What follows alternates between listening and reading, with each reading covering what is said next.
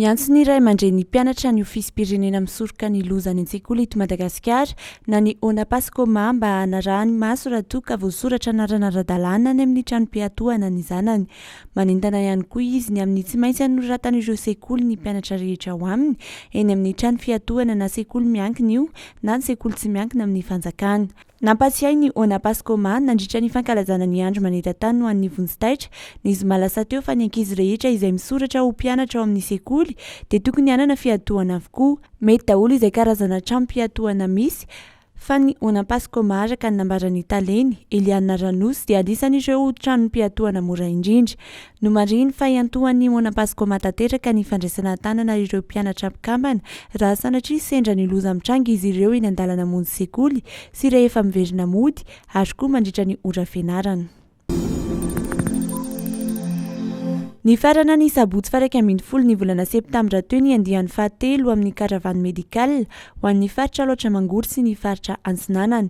Mahery ny 3,100 ireo olona noraisina an-tanana ary 4,000 ireo nisitraka ny fitsaboana maimaim-poana tany Vatomandry.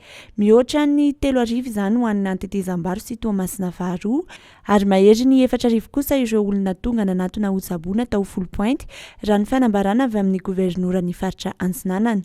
Mbola nisy ihany koa ny fitsaboana maimaim-poana natao tao Moramanga.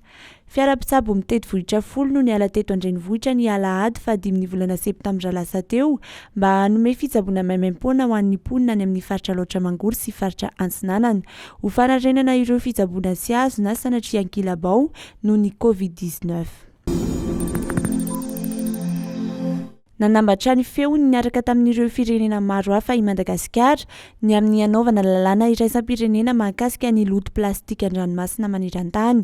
Naneho ny heviny momba izany ny minisitry ny tontolo iainana sy ny fampandrosoana Lovainjafy Baomiavy Tsevainala Raharnirina nandritra ny fihaonana iraisam-pirenena mahakasika ny loto plastika an-dranomasina izay natao tany Genève ny 1 sy 2 ny volana septambra.